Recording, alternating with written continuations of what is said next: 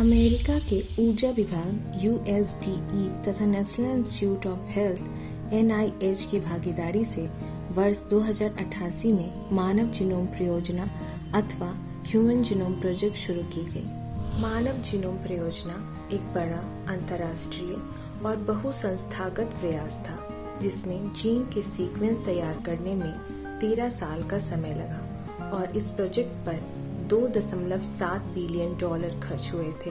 हमारी कोशिका के अंदर आनुवंशिक पदार्थ जेनेटिक मटेरियल होता है, जिसे हम DNA, RNA कहते हैं। यदि इन सारे पदार्थों को इकट्ठा किया जाए तो उसे हम जीनोम कहते हैं। एक जीन के स्थान और जीन के बीच की दूरी की पहचान करने के लिए उपयोग किए जाने वाले विभिन्न प्रकार की तकनीकों को जीनोम मैपिंग कहा जाता है। जीनोम में एक पीढ़ी के गुणों को दूसरी पीढ़ी में ट्रांसफर करने की क्षमता होती है। ह्यूमन जीनोम प्रोजेक्ट के मुख्य लक्ष्यों में नए जीन की पहचान करना और उसके कार्य को समझने के लिए बेहतर और सस्ते उपकरण विकसित करना था। जीनोम मैपिंग इन उपकरणों में से एक है। मानव जीनोम में अनुमानतः 20,000 जीन होते हैं। हालांकि भारत इस परियोजना में सम्मिलित नहीं था, लेकिन इस परियोजना से प्रेरणा लेते हुए भारत में मानव जीनोम से संबंधित कार्यक्रम शुरू किए गए और उन्हें आगे बढ़ाया जा रहा है। 18 देशों की लगभग 250 प्रयोगशालाएं इस परियोजना में सम्मिलित थीं। परियोजना के मुख्य लक्ष्य मानव DNA के जीन्स की पहचान करना, मानव DNA बनाने वाले लगभग 3 अरब 20 करोड़ न्यूक्लियोटाइड्स का निर्धारण करना, अधिक तेज और एफिशिएंट टेक्नोलॉजी का विकास करना, आंकड़ों के विश्लेषण के लिए टूल विकसित करना, परियोजना से जुड़े मोरल, लीगल और सोशल मुद्दों का निराकरण करना था। निश्चय ही ह्यूमन जीनोम प्रोजेक्ट एक अत्यंत ही क्रांतिकारी प्रयोग था, जिसके ह्यूमन बायोलॉजी पर दूरगामी और क्रांतिकारी परिणाम होंगे। तो आइए इस अत्यंत ही महत्वपूर्ण विषय पर विस्तार से जानते हैं लॉन्जा बायोलॉजिक्स यूनाइटेड किंगडम के associate principal scientist Shri Prabhat Ranjan से। नमस्कार, मैं प्रभात रंजन आप सबों का हेल्थ इज वेल्थ के इस एपिसोड में स्वागत करता हूं। आज हम लोग बात करेंगे ह्यूमन जीनोम प्रोजेक्ट के बारे में, जो कि हाल ही में काफी चर्चे में थी।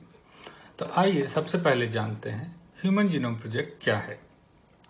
सरल शब्दों में अगर बताऊं तो ह्यूमन जीनोम, अगर हमारा एक सेल या एक कोशिका के सारे DNA को एक साथ हम जीनोम कहते हैं। हमारा ये DNA यानी कि डीऑक्सीराइबोन्यूक्लिक एसिड, जो हमारा जेनेटिक मटेरियल है, वो 4 अलग तरह के न्यूक्लियोटाइड्स, जिसे हम ATGC यानी कि एडेनिन, थायमिन, गुआनिन और साइटोसिन से जानते हैं, उनसे बनी होती है।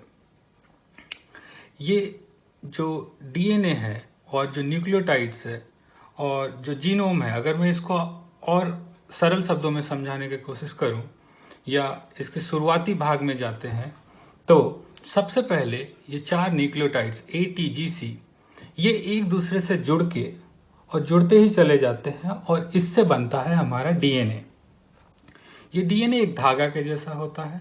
जैसे हम धागे को स्टोर करने के लिए उसे एक दूसरे पे लपेट के एक रील के भांति रखते हैं, उसी तरह हमारा DNA अपने आप में खुद को लपेट के क्रोमोसोम बनाता है।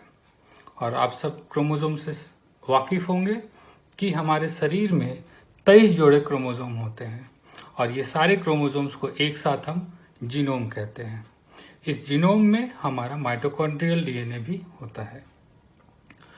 एक और इम्पॉर्टेंट बात, या आप बोल सकते हैं जीनोम को समझने की एक बहुत आसान इंस्ट्रक्शन, कि हमारा जीनोम एक इंस्ट्रक्शन मैनुअल है, जिसमें वो सारा इंफॉर्मेशन है जिससे कि हम एक सेल से, यहाँ ध्यान दीजिएगा, एक सिंगल सेल से हम आज जो इंसान है वो पूरा बनते हैं। वो सारा इंफॉर्मेशन उस जीनोम में रहता है। तो चलिए, ये तो हो गई जीनोम की बात। अब बात करते हैं ह्यूमन जीनोम प्रोजेक्ट क्या थी।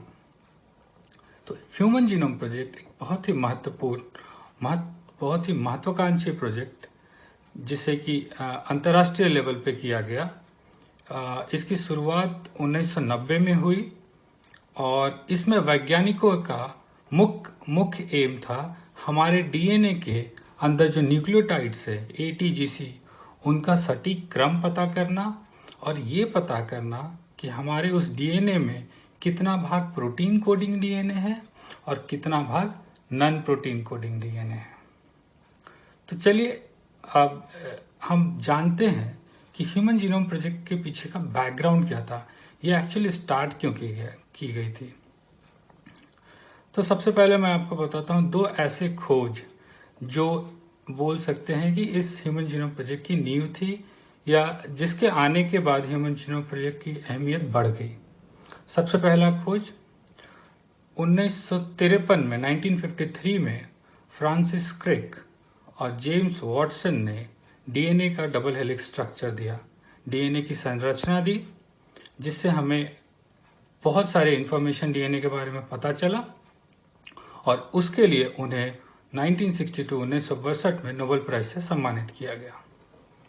दूसरी इंफॉर्मेशन जो फ्रांसिस क्रिक ने 1958 में दी वो थी सेंट्रल डॉगमा।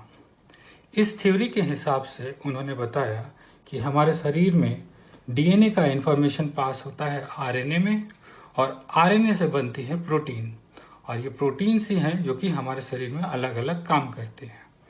तो ध्यान दीजिएगा, ये बहुत ही महत्वपूर्ण है कि जो इंफॉर्मेशन डीएनए में है, अगर वो इंफॉर्मेशन किसी भी तरह गलत हो गई तो गलत इंफॉर्मेशन आरएनए में जाएगी और उस गलत इंफॉर्मेशन वाले आरएनए से गलत प्रोटीन बनेगा जो कि अपना काम नहीं कर पाएगा, जिससे हमें बहुत तरह के रोग हो सकते हैं। तो ये बहुत ही अहम उद्देश्य था ह्यूमन जीनोम प्रोजेक्ट का, हमें ये समझना कि हमारा जो डीएनए है उसका सटीक क्रम, जिसमें कि कोई रोग नहीं है, वो कैसा है। तो चलिए ये बात हो गई हमारे बैकग्राउंड की। अब जानते हैं ह्यूमन जीनोम प्रोजेक्ट की टाइमलाइंस की। तो जैसा मैंने पहले बताया था, ह्यूमन जीनोम प्रोजेक्ट 1990 में इसकी शुरुआत की गई, जिसे कि यूएसए के नेशनल इंस्टीट्यूट ऑफ हेल्थ और डिपार्टमेंट ऑफ एनर्जी ने फंड किया था। इस प्रोजेक्ट को कंप्लीट करने में 13 साल लगे और इसका कंप्लीशन 2003 में अनाउंस किया गया था। इस प्रोजेक्ट में यूएसए के साथ साथ फ्रांस, चीन, जापान, जर्मनी और यूके भी शामिल थे। लगभग 2800 से ज़्यादा वैज्ञानिकों ने इसमें अपना सहयोग दिया था। इस प्रोजेक्ट के कंप्लीशन से कुछ अहम इंफॉर्मेशन जो उस समय हमें पता चली थी। सबसे पहला एक इंफॉर्मेशन था कि हमारे जीनोम में लगभग 20,000 से 25,000 जीन हो सकते हैं।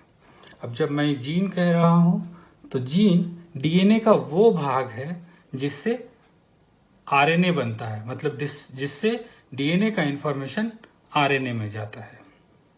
दूसरा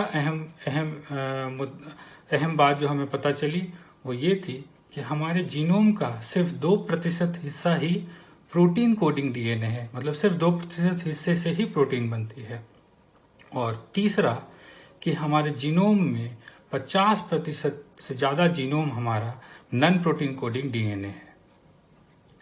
अब आइए बात करते हैं दूसरे चरण की। ये तो पहला चरण था जब 1990 से 2003 में हमें ह्यूमन जीनोम प्रोजेक्ट की कंप्लीशन हुई, पर इस कंप्लीशन में लगभग 8% डीएनए सीक्वेंस अभी भी मिसिंग था।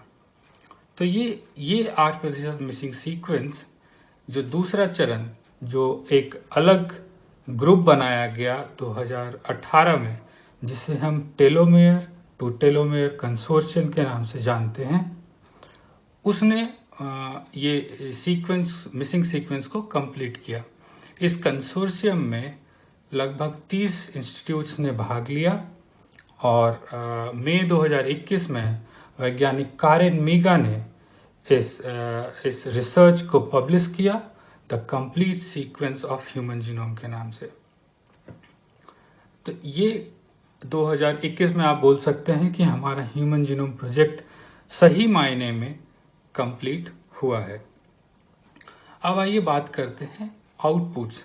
हमारे ह्यूमन जीनोम प्रोजेक्ट से क्या आउटपुट मिला और उस रिजल्ट के क्या एप्लीकेशन से हम कहाँ उसे यूज़ कर सकते हैं। तो सबसे पहला, जैसे मैंने आपको बताया कि डीएनए न्यूक्लियोटाइड से बने हैं और हमें उनका क्रम पता करना था। तो इस ह्यूमन जीनोम प्रोजेक्ट से हमें अपने डीएनए का सटीक क्रम पता चला है और उससे हम आपको एक और जो इम्पोर्टेंट इन्फॉर्मेशन इसमें है कि जब वो क्रम पता हमने किया तो हमें पता चला कि हमारा डीएनए या बोलिए हमारा जीनोम लगभग 3 अरब जोड़े न्यूक्लियोटाइड से बने हैं।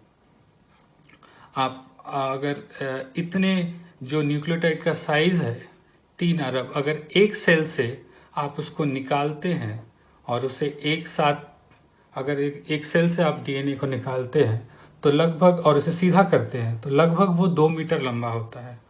और अगर आप एक इंसान के सारे सेल से सारा डीएनए निकालें और उसको एक क्रम में जोड़ें तो वो पृथ्वी से सूर्य तक 61 चक्कर लगा सकता है। इतना लंबा हो सकता है हमारा जीनोम। आइए अब आपको एक और इन्फॉर्मेशन मैं इसमें दूं कि हमारा जीनोम चिंपैंजी के जीनोम से लगभग 98% सिमिलर है और चूहे के जीनोम से लगभग 75% सिमिलर है। दूसरा, हम बात करते हैं कि इस इंफॉर्मेशन से एक और चीज़ जो हमें पता चली कि हम जितने इंसान पूरे दुनिया में हैं, हमारा 99.9% डीएनए सीक्वेंस सिमिलर है और हम एक दूसरे से सिर्फ 0.1% डीएनए सीक्वेंस से अलग होते हैं या विशिष्ट होते हैं। ध्यान दीजिएगा, ना कोई धर्म, ना कोई जाति, ना कोई प्रदेश हमें विशिष्ट करता है। ये सिर्फ 0.1% डीएनए का सीक्वेंस है जिससे हम एक दूसरे से अलग होते हैं। आइए अब दूसरा इम्पॉर्टेंट आउटपुट या उद्देश्य जो हमारा था वो ये पता करना था कि हमारे डीएनए में, हमारे जीनोम में कितने जीन्स हैं और उनका लोकेशन कहाँ है। तो इस प्रोजेक्ट से हमने, जब ह्यूमन जीनोम प्रोजेक्ट अभी जो 2021 में कंप्लीट हुई है, उससे हमें ये पता चला कि हमारे जीनोम में 19,969 जीन्स हैं जो प्रोटीन बनाते हैं। और अब ये जो मैंने बोला कि 19,969 जीन्स है जो कि प्रोटीन बनाते हैं, इसका क्या इम्पोर्टेंस है, इसकी क्या अहमियत है। इसकी अहमियत ये है, जैसे मैंने आपको पहले बताया कि हमारे डीएनए से बनता है आरएनए और आरएनए से बनती है प्रोटीन्स। और अगर जैसे हम बोल रहे हैं जीन डीएनए का वो भाग है जिससे आरएनए बनता है, और अगर हमारे डीएनए के उस सीक्वेंस में एक भी न्यूक्लियोटाइड्स, एक भी एटीजीसी अगर गलत क्रम में जुड़े हैं तो उससे हमारा जो इन्फॉर्मेशन आरएनए में जाएगा वो गलत जाएगा और हमारा जो प्रोटीन उससे बनेगा वो भी गलत बनेगा, जिसके कारण ना वो प्रोटीन काम कर पाएगा या बोल सकते हैं वो गलत काम करेगा और उससे हमें अलग अलग तरह के रोग हो सकते हैं। तो ये हमारा ह्यूमन जीनोम प्रोजेक्ट का बहुत अहम मुद्दा था कि हम ये सीक्वेंस को समझ पाए और इसे आइडेंटिफाई कर पाए ताकि इस तरह की म्यूटेशन से जो बीमारियां होती हैं हम उसको पता कर पाए और उसे ठीक करने की कोशिश कर पाए।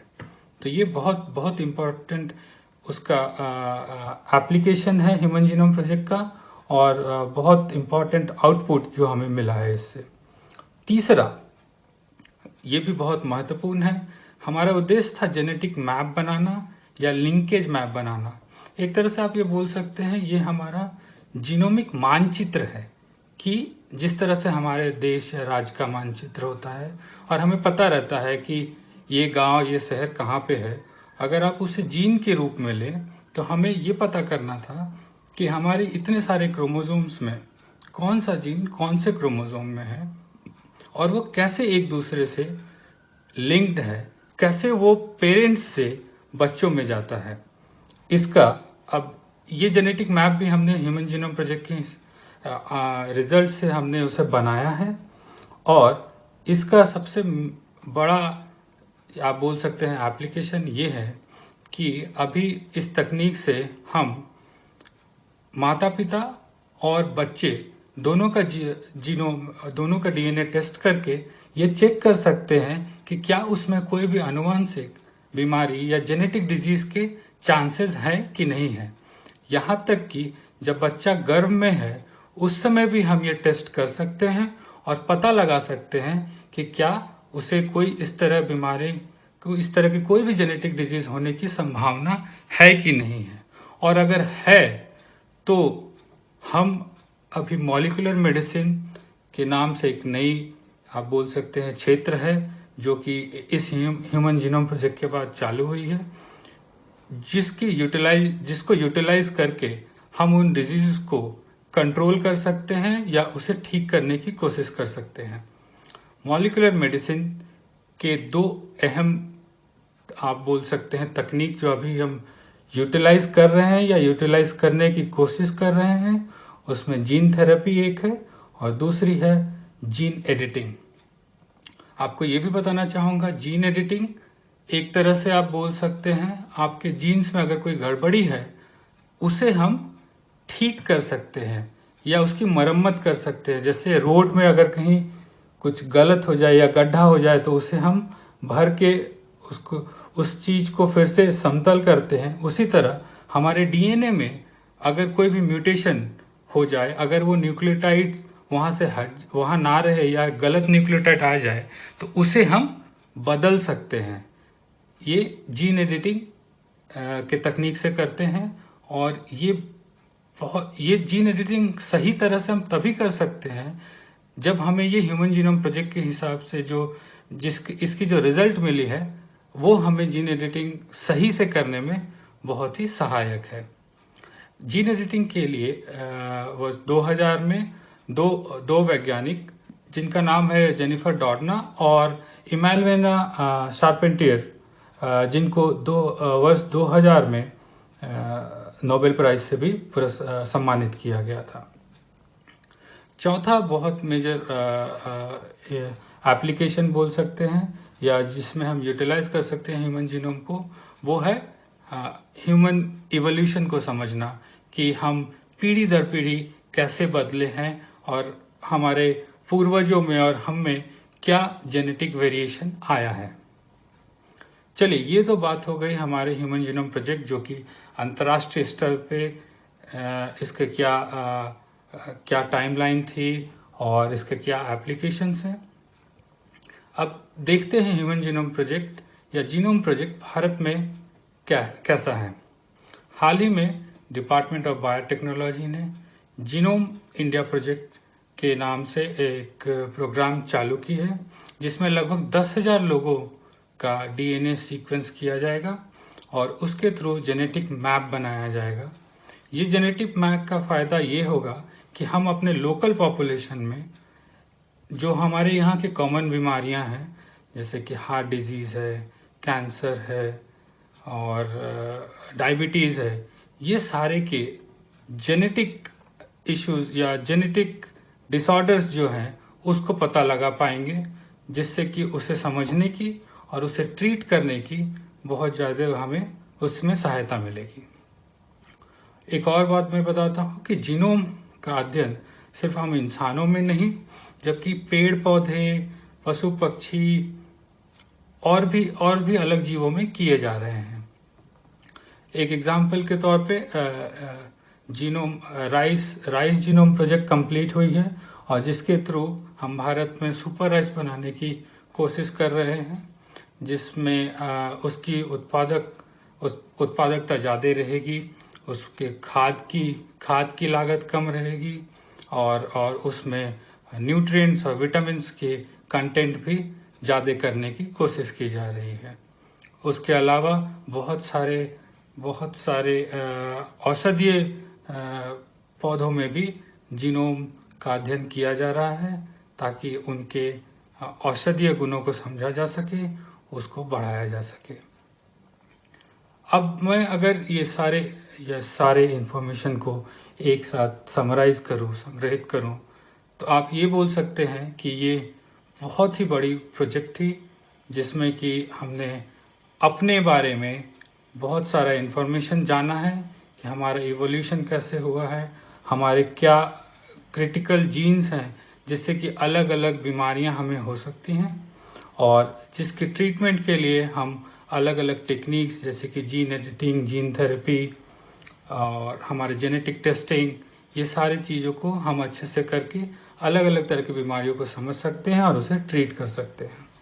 पर ये इससे हमें इतना ज़्यादा इन्फॉर्मेशन मिला है इस ह्यूमन जीनोम प्रोजेक्ट से कि अगर ये इन्फॉर्मेशन किसी गलत आदमी के या किसी गलत सोच वाले व्यक्ति के पास चला जाए तो ये एक विनाशकारी भी हमारे लिए हो सकता है।